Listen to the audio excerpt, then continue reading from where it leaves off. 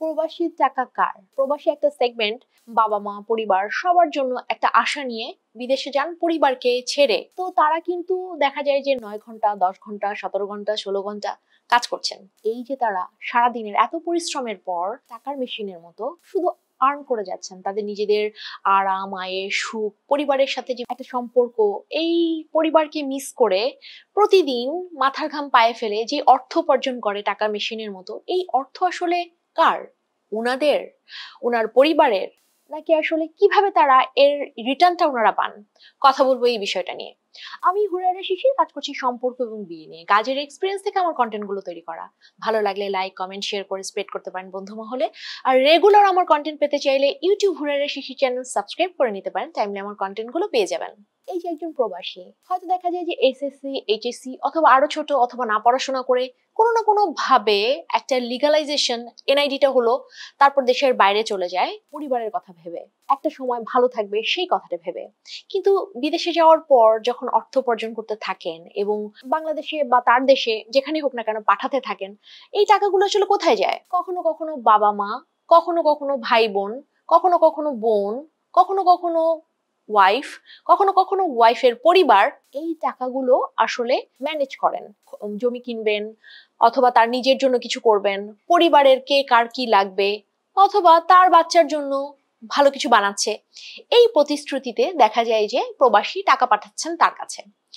পরবর্তীতে দেখা যায় যে বছরের পর বছর কাজ করে ক্লান্ত হয়ে বা অসুস্থ হয়ে যখন এই প্রবাসী দেশে ফিরে আসেন, তখন দেখা যায় অনেক ক্ষেত্রেই আসার পর শুভঙ্করের ফাঁকি, সারা জীবন কি ইনকাম করেছে কারো কাছেই জানতে চাইতে পারেন না যে আমি আসলে সারা জীবন কি করলাম, তাহলে তোমরা এই টাকাগুলো কি করেছো। তখন তাদের জন্য জীবনটা ঝুঁকি হয়ে যায়। দেখা যায় যে পরিবার থেকে বের করে দিয়েছে, হতে পারে ওয়াইফ বের করে দিয়েছে, হতে পারে বাবা মা বের করে দিয়েছে, হতে পারে বড় ভাই বা বোন যারা ছিলেন তারা এমন ভাবে বলেন যে কই টাকা পাঠিয়েছো, কেন টাকা পাঠিয়েছো, বা এমন একটা মানসিক অশান্তি পরিবারে তৈরি হয়।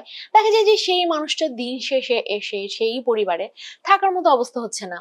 তবে সবচেয়ে বড় মারাত্মক সমস্যা হচ্ছে যদি ওয়াইফ, মানে যার জন্য তার টাকা পাঠানো, যার কাছে তার সন্তান থাকে, সেই ওয়াইফ যদি এই টাকাটা তার নিজের করে ফেলেন অথবা তার বাবা মা নিয়ে এই টোটাল জিনিসটাকে রাজত্ব করতে থাকেন, তখন দেখা যায় যে যে কেউই হোক না কেন তাদের যে সন্তান থাকে, সন্তানের জন্য আশা করেই তো এত গুলো টাকা পাঠান এবং ভাবেন যে দেশে এসে সন্তানকে একটা ভালো কন্ডিশনে পাবে, হয়তোবা অনেক পড়াশোনা করে বাচ্চা হয়তো অনেক বড় হবে, তার মতো করে দিনমজুর বা এইভাবে কাজ করতে হবে না, তার ছেলেকে তার স্বপ্নের মতো করে মানুষ করবে।